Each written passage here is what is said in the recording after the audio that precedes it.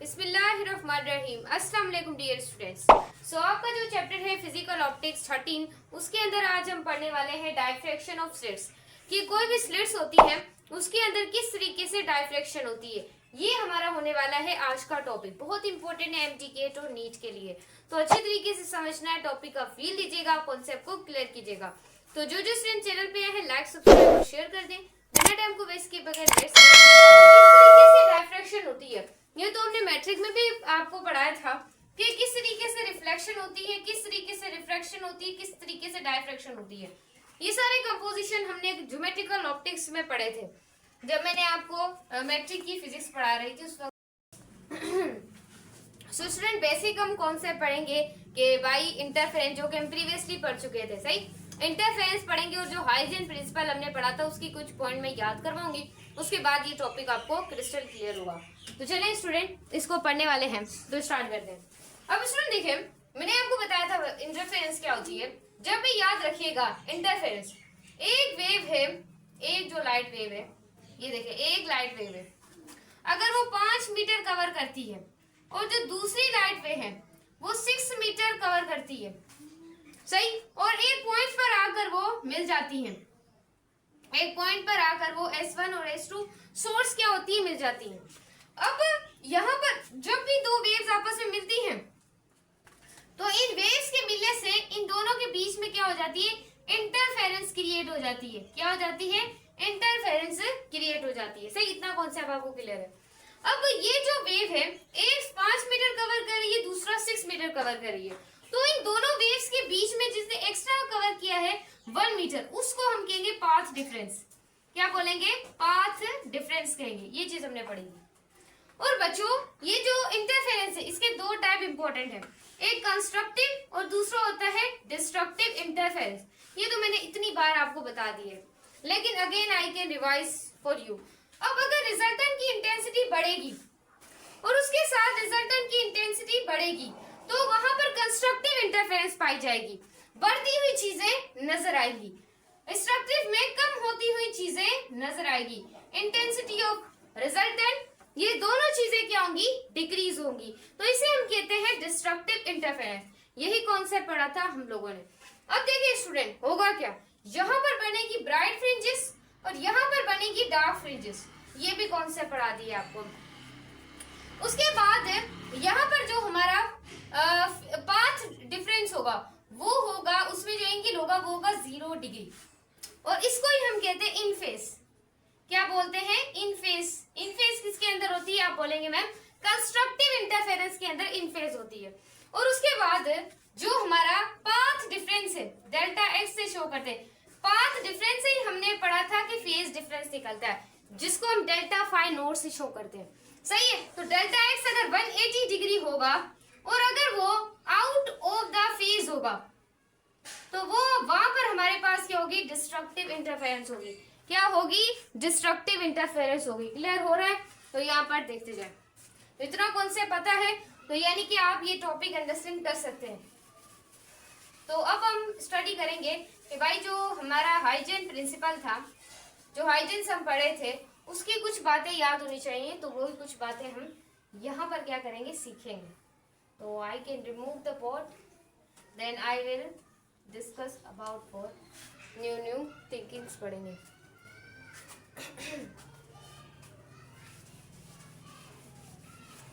तो स्टूडेंट यहाँ पर आप देखें, मैं आपको क्या बता रही हूँ। सो यहाँ पर स्टूडेंट देखें, अब हमने पढ़ा था जब हम हाइजेन प्रिंसिपल पढ़े थे, वहां पर हमारी क्या थी, एक कोई भी पॉइंट सोर्स थी। क्या होती मैम, कोई भी पॉइंट सोर्स थी, और उस पॉइंट सोर्स से एक स्फेरिकल हमारे क्या फॉर्म हो रहे थे, लाइट की वजह से वेव फ्रंट्स फॉर्म हो रहे थे। क्या फॉर्म हो रहे थे, वेव फ्रंट्स फॉर्म हो रहे थे। यानी कि sum of all the points will give you secondary wavelength. क्या, जब हम इन पॉइंट्स का सम करते जाएंगे, रखते जाएंगे, यहाँ पर पॉइंट रखा, यहाँ पर रखा, यहाँ पर रखा, यहाँ रखा, यहाँ रखा, यहाँ रखा, तो हमारे पास एक स्फेरिकल और सेकेंडरी वेव फ्रंट्स बन जाएंगे। Sum of all points with give you, वो तुम्हें क्या देंगी, वो तुम्हें वेव फ्रंट्स देंगी। क्या देंगी, वेव फ्रंट्स देंगी। कॉन्सेप्ट क्लियर हुआ, क्लियर है।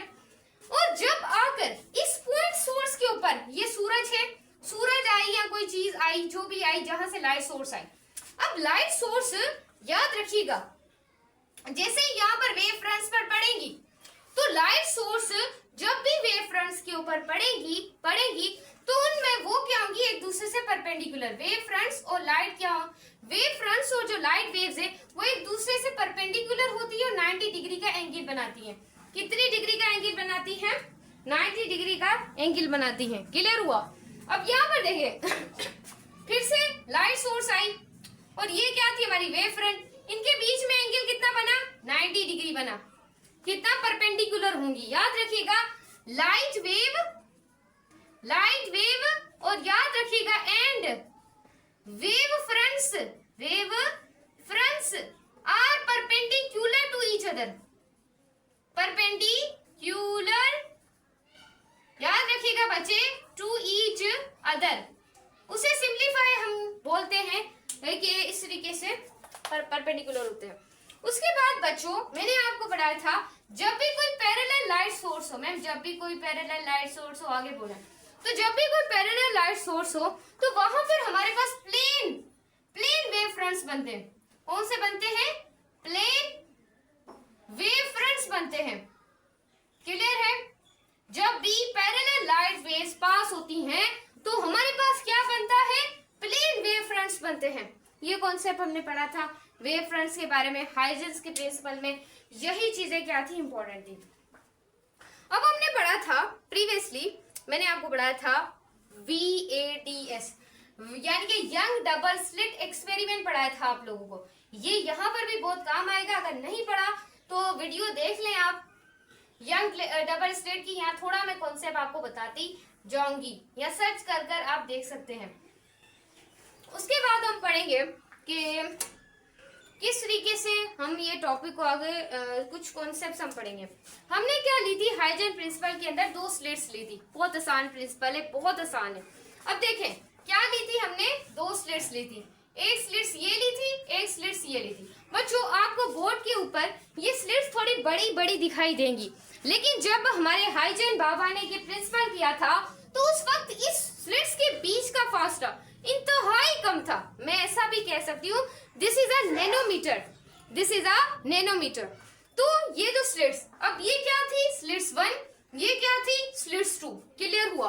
और हमारे हाइजेन साहिब ने यहाँ पर एक लगाई थी स्क्रीन। मैम क्या लगाई थी, जल्दी बोले, क्या लगाई थी मैम, स्क्रीन लगाई थी हाइजेन साहिब ने।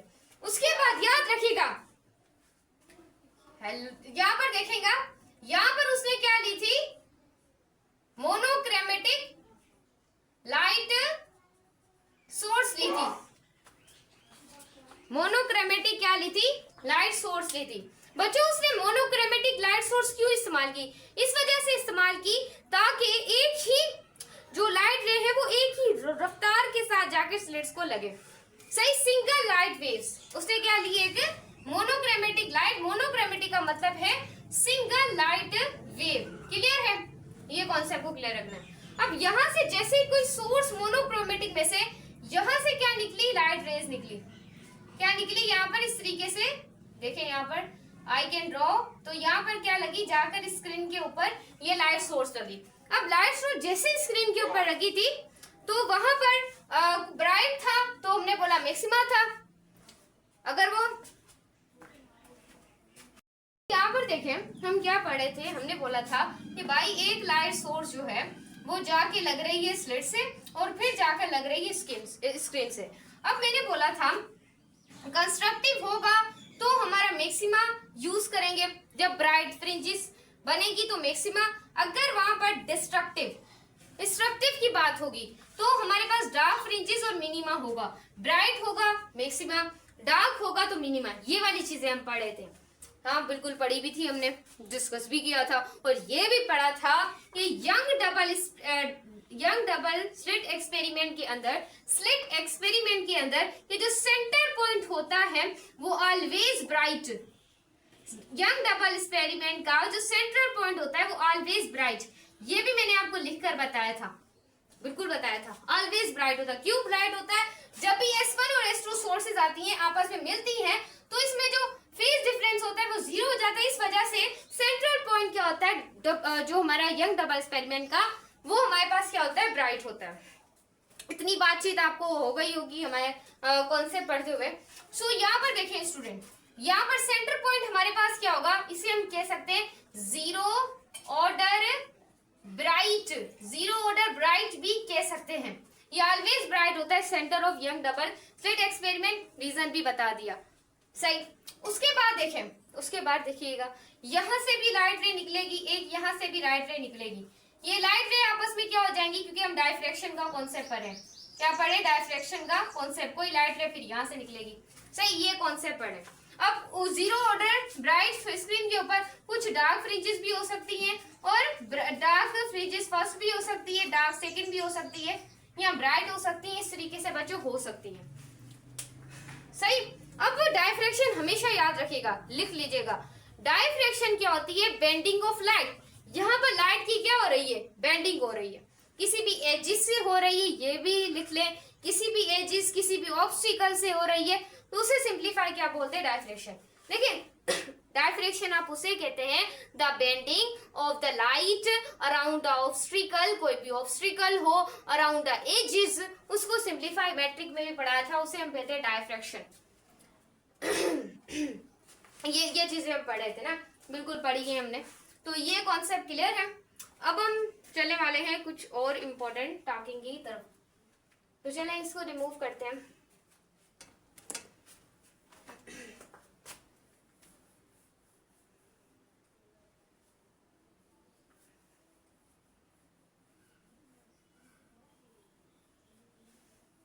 सो स्टूडेंट अब हम देखेंगे कि फिर से हम वही स्लिट्स वाली एग्जांपल लेंगे जो कि हम अक्सर लेते हुए आ रहे थे। तो स्टूडेंट देखें, ये हमारे पास क्या है, मैं यहां पर बनाऊं, this is your slit, this is your slit, slit 1 and then it is slits 2। याद रखिएगा। अब जो आपकी बुक में, ये देखें आपकी बुक कौन सी है, जरा आप देख लें, ये जो बुक है केपीके की बुक में भी यही एग्जाम्पल दी हुई है, तो देखिएगा आसान होने वाला है। तो S1 और S2 क्या है, सोर्स, एक स्लिट्स S1 है और S2 है। अब हुआ क्या, हमने यहाँ पर मोनो, देखे वाईटी जो एस है ना, जो यंग डबल स्लिट, उसमें मोनोक्रोमेटिक लाइट ही होनी चाहिए, वरना एक्सपेरिमेंट परफॉर्म सही हो नहीं सकता। तो यहाँ पर देखें, सोर्स से लाइट आई, मैम लाइट आई, यहाँ पर कोई मास पड़ा हुआ है, मैम कोई मास पड़ा हुआ है, बिल्कुल सही है। तो यहाँ पर कोई मास यहाँ पर रखा हुआ है, सही है, सही है। अब यहाँ पर एक हमारे यंग डबल स्लिट ने एक स्क्रीन लगाई थी, जहां पर रिजल्ट दिखी हमें, क्या दिखे, स्क्रीन लगाई थी मैम, रिजल्ट दिखे, सही। अब क्या होगा, यहां से आएंगी लाइट रे, मैम यहां से आ रही है लाइट रे, तो यहाँ पर भी क्या आई लाइट रे, यहाँ पर भी क्या होंगी लाइट रे, और जाकर के किसको लगेंगी, मैम स्क्रीन को लगेंगी, और कुछ इस बॉक्स को आकर भी लाइट रे क्या होंगी, लगेंगी, और स्क्रीन के ऊपर आपके क्या होंगे, यहाँ पर भी रिजल्ट शो होंगे। और सेंट्रल पॉइंट ऑलवेज क्या होगा, ब्राइट होगा, सेंट्रल पॉइंट ऑलवेज ब्राइट, ये चीज याद रखेंगे। सो ये था थोड़ा सा कॉन्सेप्ट जो कि आपको पता होना चाहिए। अब हम चलते हैं अपने मेन कॉन्सेप्ट की तरफ, मेन थीम की तरफ, जो कि हमारा मेन टास्क होने वाला है आज की वीडियो का। तो यहाँ पर देखिए स्टूडेंट, फिर से एक स्लिट्स ड्रॉ करते हैं, क्योंकि ये बात है ही स्लिट्स के डायफ्रैक्शन कैसे होती है, टॉपिक का नाम देख लें, जो यंग बाबा ने इस्तेमाल की थी वही यहाँ पर इस्तेमाल होगी। तो यहाँ पर देखें हमारे पास क्या है, मैम जल्दी बताएं। तो ये क्या है, स्लिट्स 1 है, और ये क्या है, स्लिट्स 2 है, मैम बिल्कुल सही है। अब यहाँ पर देखें कोई मतलब कि सोर्स है, मोनोक्रोमेटिक लाइट है, यहाँ कोई भी सोर्स है, ये सोर्स आकर स्लिट्स 1 को भी लगती है मैम, स्लिट्स 2 को भी लगती है, मैम क्लियर हो गया ये। तो अब देखें यहाँ पर सामने क्या है मैम, स्क्रीन है। अब यहाँ पर क्या है, मोनोक्रोमेटिक लाइट्स लग रही हैं, मोनोक्रोमेटिक लाइट लग रही हैं, कुछ यहाँ पर ऐसे जा रही है और कोई ऐसे जा रही है, स्क्रीन पर लग रही है। यहाँ पर क्या है, सी बी है, यानी कि bright centre, centre of bright fringes है ये हम यहाँ पर फर्स्ट डार्क फ्रिंजेस भी लिख लेते हैं, यहाँ पर सेकंड ऐसे भी कह सकते हैं, डार्क फ्रिंजेस भी लिख सकते हैं। क्लियर हुआ, इतना क्लियर है। अब स्टूडेंट ये सोर्स 2 में यहाँ पर लिख देती हूँ, और कुछ इस तरीके से भी वेव्स जा रही हैं, सही। हम इधर इसको कह सकते हैं कि जो हमारे पास फर्स्ट वेव है उसको मैं यहाँ से 0 भी कह सकती हूँ और जो सेकंड वेव है जो जा रही है इसको मैं यहाँ पर मतलब कि इसका सम कर लेते हैं ना, क्या कर लेते हैं, इसका सम कर लेते हैं। जैसे 32 0 0 3 2 60। अब देखिए यहाँ पर ले लेते हैं 30 और यहाँ पर ले लेते हैं 60। अब स्टूडेंट देखिएगा गौर से, गौर से यहाँ पर देखना है। अब इसको हम नाम देते थे x का, इसको हम नाम देते हैं y का, इसको हम नाम देते हैं x का। इसे x लाइट वेव कहते हैं, इसे y लाइट वेव सपोज कर रहे हैं, बुक में थोड़ा सा ना हार्ड दिया हुआ है। और z में हम सपोज करते हैं यहाँ पर 60 को सपोज करते हैं यहाँ पर। अब क्या होता है, कैसा होता है, वो हम पढ़ेंगे। ये आपकी जो फर्स्ट जो हमारी लाइट वेव है, जो हमारी फर्स्ट लाइट वेव है, और जो हमारी लास्ट लाइट वेव है, हाँ मैम लास्ट लाइट वेव, उसमें याद रखिएगा मैम, याद रखिएगा जो पाथ डिफरेंस होता है, क्या पाथ डिफरेंस होता है, वो हमारे पास क्या होगा, जब लेम्डा के बराबर होगा, जब लेम्डा। अब मैंने आपको यंग डबल एक्सपेरिमेंट में एक बात बहुत बार बताई थी, P is equal to D sin theta, और ये मैंने बताया था this is equal to the path difference, this is equal to the path difference. ये मैंने आपको फॉर्मूला ड्राइव करवाया था। साइन थीटा बराबर होता है परपेंडिकुलर अपॉन बेस के। परपेंडिकुलर हमारे पास बाय D भी निकल सकता है और यहाँ लेंथ भी निकल सकता है। इससे हम एंगल को भी क्या कर सकते हैं, मालूम कर सकते हैं, YD ओवर L। इस तरीके से इसको भी मालूम कर सकते हैं। लेकिन मैम इसमें तो हमारा मेन टास्क जो है वो इस चीज को फाइंड करना है। तो हमने क्या किया था, ये इसको दिया था परपेंडिकुलर P को, इसको लिया था हमने बेस। तो यहाँ पर हमारा साइन था, तो ये क्या होगा, PD साइन थीटा हो गया। ये P क्या है, मतलब कि हमारा P क्या है, पाथ डिफरेंस है, ये D साइन थीटा, ये क्या है, बराबर है। तो इस वजह से याद रखिएगा, इसको आप ऐसे भी डेल्टा एक्स जब लेम्डा के बराबर होगा, या ऐसा कि जब साइन थीटा के D sine theta path difference, या D साइन थीटा लिख लें या डेल्टा एक्स लिख लें, एक ही चीज है। अगर वो वहां पर हमारी क्या बनेगी, फर्स्ट डार्क फ्रिंज बनेगी। क्या बनेगी, फर्स्ट डार्क फ्रिंज बनेगी। देखिए कॉन्सेप्चुअल है टॉपिक, तो मैं रिव्यू भी करती जाऊंगी और बताती भी जाऊंगी आपको। देखें यहाँ पर, अब देखिए for example I can supposing, अब देखिए अगर मैं x से z में बात करूं, x से अगर मैं z में बात करूं, तो डिस्टेंस हमारे पास क्या है, लेम्डा है, क्या है, लेम्डा है। और अगर यहाँ पर देखें अगर 0 से 30 है, तो फासला हमारे पास क्या है, लेम्डा बाय 2 है। Lambda by 2 plus lambda by 2 is equal to lambda. तो देखिए जब हम 0 से 30 की तरफ जा रहे हैं, तो हमारे पास क्या होगा, लेम्डा बाय 2 होगा। अगर हम 30 से 60 की तरफ जाएंगे, तब भी मैम हमारे पास लेम्डा बाय 2 होगा। अगर हम x से मतलब कि फॉर एग्जांपल 0 से 60 की तरफ जाएंगे, तो हमारे पास क्या होगा, लेम्डा के बराबर होगा। जब लेम्डा के बराबर पाथ डिफरेंस होगा, तो याद रखिएगा वहां पर फर्स्ट डार्क फ्रिंज बनेगी on the diffraction of the slits. ये स्लिट्स में कुछ इस तरीके से बच्चों, नीचे की तरफ डायफ्रेक्शन जो होती है मैंने सीधा ही बना दी है। तो इस तरीके से अगर बच्चों पाथ डिफरेंस बराबर होगा 2 लेम्डा के, अगर 2 लेम्डा के बराबर होगा, तब हमारे पास सेकेंड डार्क फ्रिंज शो होगी। और जब याद रखिएगा आपका पाथ डिफरेंस अगर थर्ड लेम्डा के 3 लेम्डा के बराबर होगा, तो हमारे पास थर्ड डार्क फ्रिंज शो होगी। 4 होगा तो फोर्थ डार्क फ्रिंज होगी, 5 होगा मैम 5 डार्क फ्रिंज होगी, 6 होगा तो 6 डार्क फ्रिंज होगी, एंड सो ऑन। बच्चों आप चल सकते हैं इस फॉर्मूले से। तो देखें डिस्ट्रक्टिव इंटरफेरेंस का अगर मैं आपको यहाँ पर फॉर्मूले को थोड़ा सा अगर मैं बता दूं, तो बच्चों डिस्ट्रक्टिव इंटरफेरेंस हो रही है, तो यहाँ पर हमारे पास फर्स्ट डार्क फ्रिंज है और यहाँ सेकेंड डार्क फ्रिंज है, और यहाँ पर हमारे पास क्या आएगी, थर्ड डार्क फ्रिंज आ जाएगी। तो यहाँ पर क्या है, साइन थीटा, यहाँ देखें जब भी हमारे पास ये फेनोमेना होगा, डार्क फ्रिंजेस शो होंगी, क्या होंगी, डार्क फ्रिंजेस शो होंगी, तो हमारे पास जो थीटा है वो वेरी वेरी स्मॉलर और इक्वल होगा साइन थीटा के, और साइन थीटा बराबर होगा किसके, टेन थीटा के क्या होगा, बराबर होगा। सही, theta is very smallest and then sine theta फिर must be equal to the क्या होगा, टेन थीटा के क्या होगा, बराबर होगा। ये चीज हम इतनी देर की क्या कर रहे थे, पढ़ रहे थे।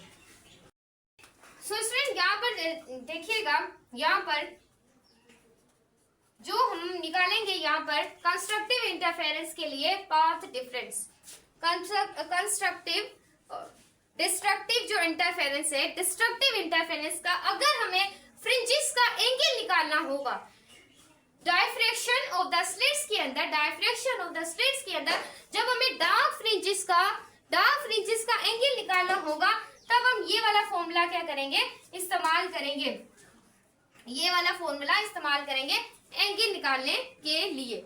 और अगर हमें विड्थ निकालनी हो, डार्क फ्रिंजेस की विड्थ निकालनी हो, तो आप ये वाला फॉर्मूला इस्तेमाल करिए 2 pi L upon D, sorry 2 पाई लेमडा अपॉन डी। ये क्या होगा, लेमडा, लेमडा अपॉन क्या होगा, डी होगा। ये क्या है, विड्थ निकालना, किसकी विड्थ निकालना, डार्क फ्रिंजेस की विड्थ के लिए भी आप इस्तेमाल कर सकते हैं, पर ज्यादातर हम ब्राइट के लिए इस्तेमाल करते हैं। ये देखते जाएं, is equal to M lambda upon D. ये कहाँ से आता है, डायफ्रैक्शन ऑफ द स्लिट, जब भी हमें डार्क फ्रिंजेस की मालूम करनी होती है, आप एम लेमडा तक क्या कर सकते हैं, इसे मालूम कर सकते हैं। सही, तो यहाँ पे स्टूडेंट देखिएगा कॉन्सेप्ट। तो स्टूडेंट यहाँ पर देखिएगा, जब भी हमें dark fringes of the diffraction in slits के लिए, जब भी हमें डार्क मतलब कि हमें मालूम करना हो डार्क फ्रिंजेस के लिए, तो हम ये वाला फॉर्मूला इस्तेमाल, यहाँ आपको एंगल पुट करना है, यहाँ पर उसकी लेंथ, तो आपको मिल जाएंगी डार्क फ्रिंजेस मिल जाएंगी। तो ये भी आप फॉर्मूला इस्तेमाल कर सकते हैं, कई सवालों में आता है। और यहाँ पर आप एंगल मालूम कर सकते हैं किसका, जो कि डार्क फ्रिंजेस का, एम लेमडा अपॉन डी के साथ। और याद रखिएगा डार्क फ्रिंजेस में जो कि डायफ्रैक्शन ऑफ द स्लिट्स में angle must be similar and equal to sine, and sine is equal to the tan theta. Angle क्या होता है, बहुत ज्यादा क्या होता है, कम होता है। याद रखिएगा स्लिट से लेकर स्लिट तक का फासला बहुत कम होता है, लेकिन स्लिट से लेकर स्क्रीन तक का फासला एल के बराबर होता है और ज्यादा होता है। ये चीजें हम पढ़ के आ रहे थे यंग डबल स्लिट एक्सपेरिमेंट के अंदर। अब इस तरीके से हम याद रखिएगा सेंट्रल ब्राइट फ्रिंज में विड्थ का फॉर्मूला ये वाला है, ये वाला फॉर्मूला है। सो अब हम पढ़ रहे हैं कि क्या होगा हमारी ब्राइट फ्रिंजेस के अंदर। अब डार्क फ्रिंजेस के अंदर हमारा एंगल होता है 180 डिग्री और आउट ऑफ द फेज होता है। और इस तरीके से अगर हम बात कर लेते हैं, यहाँ पर इसकी बात कर लेते हैं ब्राइट फ्रिंजेस की, वहां पर एंगल हमारा 0 डिग्री होता है और इन फेज होता है। तो देखें फिर से हम अपनी यहाँ पर वही चीज इस्तेमाल करने वाले हैं, स्लिट्स 1 और slits 2। Then I can draw the slits 1 and then I can draw the slits 2. तो ये slits 1 and then slits 2। अब slits 1 में आप देखें यहाँ पर कोई भी मोनोक्रोमेटिक सोर्स है, मोनोक्रोमेटिक सोर्स से लाइट आ रही है और इन स्लिट से क्या हो रही है, इस तरीके से पास हो रही है। कुछ लाइट यहाँ गई, कुछ लाइट यहाँ गई और जाकर इस स्क्रीन के ऊपर आकर स्ट्राइक कर रही है ये जो लाइट है। अब यहाँ पर इस तरीके से इमिट की, इस तरीके से इमिट की एंड इस तरीके से कुछ इमिट की। अब यहाँ पर हम कह रहे हैं कि यहाँ से जो लाइट पास हुई है उसको हम दे रहे हैं, इसको पॉइंट देते हैं x, इसको y, इसको z, इसको हम दे रहे हैं x पॉइंट, इसको कह लेते हैं।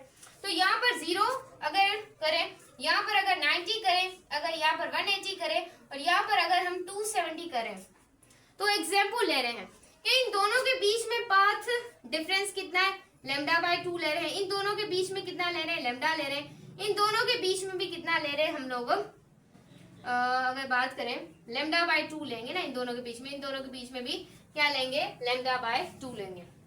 चले यहाँ पर हम ले रहे हैं लेमडा, और टोटल जो फासला है जो कि हमारा x1 का, इसको चले x1 जो भी नाम दे लें, x2 का, x1 और x2 का जो फासला है वो हमारे पास कितना होगा, याद रखिएगा इसका x1 और x2 का फासला, वही हमें सिंप्लीफाई क्या बताएगा कि यहाँ पर ब्राइट फ्रिंजेस बन रही है या फिर डार्क फ्रिंजेस बन रही है।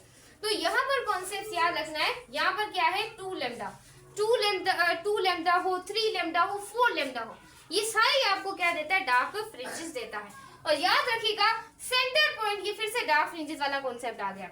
अब यहाँ पर देखें हमारे पास सेंटर जो होता है वो ऑलवेज क्या होता है, ब्राइट होता है, और विड्थ का फॉर्मूला ये वाला फॉर्मूला है, यही हमने याद रखना है।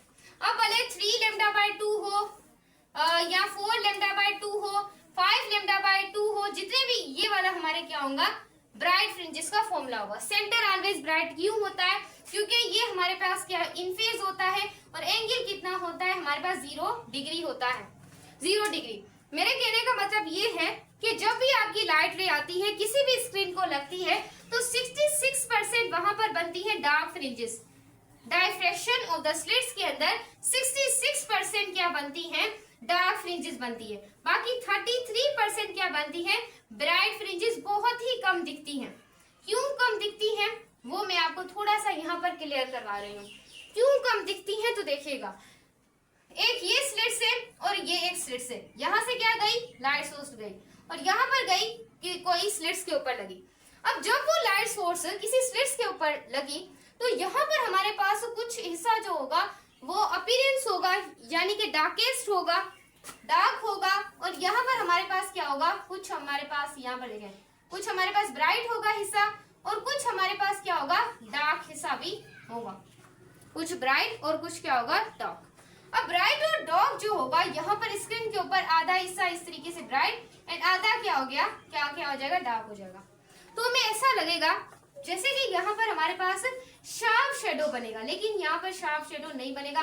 क्यों नहीं बनेगा, याद रखिएगा, यहाँ पर हमारे पास क्या है, यहाँ का हिस्सा क्या है, ब्राइट है, यहाँ का हिस्सा क्या है, डार्क है। ऐसा क्यों है, ऐसा इस वजह से है क्योंकि यहाँ से कुछ हिस्सा डार्क थोड़ा कम होगा, यहाँ से फिर थोड़ा मतलब कि ज्यादा ब्राइट होगा, यहाँ पे ज्यादा फिर एकदम क्या हो जाएगा, सेंटर पॉइंट के अंदर ब्राइट हो जाएगा। तो ज्यादा से ज्यादा जो होता है डायफ्रैक्शन ऑफ द स्लिट्स के अंदर, डायफ्रैक्शन ऑफ द स्लिट्स के अंदर 66% डार्क फ्रिंजेस बनती है, 33% क्या बनती है, ब्राइट फ्रिंजेस बनती है डायफ्रैक्शन ऑफ द स्लिट्स के अंदर। अब डायफ्रैक्शन ऑफ स्लिट्स को मालूम करने का, diffraction of the slits of the bright fringes of the diffraction of the slits के लिए हमारे पास इसके लिए भी एक फॉर्मूला है, तो चले उसे भी थोड़ा सा रिव्यू कर लेते हैं। तो वो हमारे पास होगा डार्क फ्रिंजेस के लिए फॉर्मूला m प्लस हाफ होगा और हम ले लेते हैं लेमडा बाय 2। ये फॉर्मूला है angle of dark fringes. Dark fringes का एंगल मालूम करना हो या डार्क फ्रिंजेस मालूम करनी हो, फॉर्मूला आप अरेंज कर सकते हैं, एंगल को वहां ले, इस तरीके फॉर्मूला। और अगर हमारा यहाँ पर होगा ब्राइट फ्रिंजेस, तो ब्राइट फ्रिंजेस के लिए हमारे पास होगा m लेमडा अपॉन d, ये वाला फॉर्मूला हो जाएगा। सॉरी, यहाँ पर क्या आ जाएगा, d आ जाएगा, सही। ये हमारा एंगल ऑफ, सॉरी ये किसके लिए हमारे पास डार्क के लिए होगा और ये किसके लिए होगा, ब्राइट के लिए होगा। ये ब्राइट, याद रखिएगा, ये bright fringes diffraction of slits को मालूम करने का formula, this is a formula, then calculate it the condition. अब ये हमारे पास क्या होगा, डार्क फ्रिंजेस डायफ्रैक्शन जो है स्लिट्स में, उसका ये क्या है, फॉर्मूला है। ये एंगल मालूम करे डार्क का, ब्राइट का, डायफ्रैक्शन, ये वाले फॉर्मूले इंपॉर्टेंट है, ये टेस्ट में भी आएंगे। उसके बाद हमारे पास है बुक के अंदर कुछ तरह का ग्राफ दिया हुआ है, वो भी आपको कुछ समझाने की कोशिश कर रहा है। चलिए इसको भी हम क्या करते हैं, पढ़ लेते हैं। तो देखें, अब यहाँ पर क्या है, 3 ब्राइट फ्रिंजेस है तो ग्राफ नीचे जा रहा है, 3 डार्क फ्रिंजेस है, ग्राफ थोड़ा सा ऊपर आ रहा है, फिर 2 ब्राइट फ्रिंजेस है, ग्राफ थोड़ा ऊपर गया, फिर 2 डार्क फ्रिंजेस है, ग्राफ और ऊपर गया। अब ब्राइट फ्रिंज के ऊपर आपका ग्राफ देखिए कितना ऊपर जा रहा है, देखिए ग्राफ, और यहाँ पर फिर ज्यादा, फिर कम, फिर ज्यादा, फिर कम, और यहाँ पे 7 lambda by 2t, 3 lambda by 2t होगा। जब 2 ब्राइट रिंग होगी तो 5 लेमडा बाय t होगा ना, लेमडा बाय t, ये गलती हो गई, वेवलेंथ को मैंने पाई लिख दिया, तो ये क्या हो गया, lambda. 5 lambda by t, 2d होगा, 2 लेमडा बाय, इस तरीके से आप देख सकते हैं। तो ये हमारे पास ग्राफ है इंटेंसिटी डायफ्रैक्शन ऑफ स्लिट्स का, बस इसे आपने देख लेना है, याद मत कीजिएगा इसे। उसके बाद है डिफरेंसेस क्या होते हैं, इसको गौर करना है। डिफरेंसेस जो है डायफ्रैक्शन ऑफ स्लिट्स के लिए, जो यंग डबल स्लिट एक्सपेरिमेंट है, जितनी भी फ्रिंजेस होंगी उनकी सेम विड्थ होगी। देखिए, यंग डबल स्लिट एक्सपेरिमेंट कहता है कि जितनी भी फ्रिंजेस होंगी उनकी सेम विड्थ होगी, बट क्योंकि डिफरेंट जो डायफ्रैक्शन है उसमें जो फ्रिंजेस की विड्थ होती है वो अवे फ्रॉम द सेंटर होती है, सेंटर के अवे होती है। जो यंग डबल स्लिट एक्सपेरिमेंट है उसमें जो फ्रिंजेस की लेंथ है, जो विड्थ है, वो हमेशा सेम होगी, लेकिन डायफ्रैक्शन के अंदर जो फ्रिंज की जो विड्थ होती है ना, वो हमेशा सेंटर के अवे होती है। उसके बाद यंग डबल स्लिट एक्सपेरिमेंट में यानी कि डायफ्रैक्शन और यंग डबल स्लिट में क्या डिफरेंशिएट है, क्या उसमें है अलग और क्या उसमें अलग चीजें हैं। यहाँ पे स्टूडेंट देखें क्या कहा जा रहा है। देखिए यंग डबल स्लिट एक्सपेरिमेंट में जितने भी फ्रिंजेस बनती है वो सेम बनती है और ब्राइटनेस के साथ बनती है, सेम ब्राइटनेस के साथ बनती है। लेकिन डायफ्रैक्शन के अंदर जो पैटर्न होता है ब्राइटनेस का वो कम होता है। यहाँ पर डार्क ज्यादा बनती है डायफ्रैक्शन में और ब्राइट कम बनती है।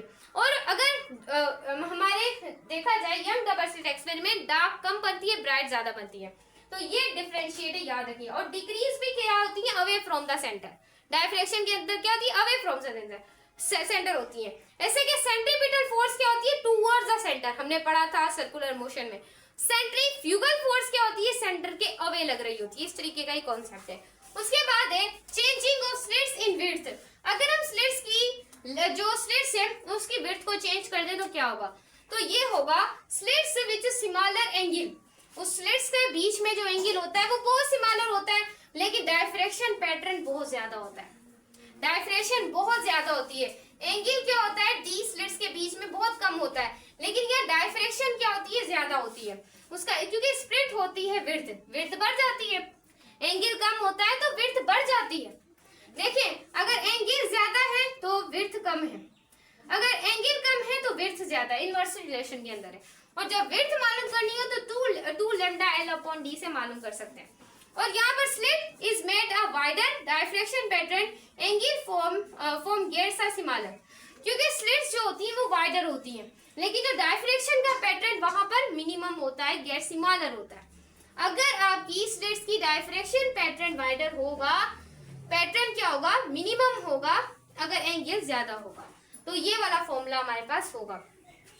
तो ये हमारे पास होती है डायफ्रैक्शन ऑफ स्लिट्स। अच्छी लगे तो लाइक, सब्सक्राइब और शेयर कीजिए।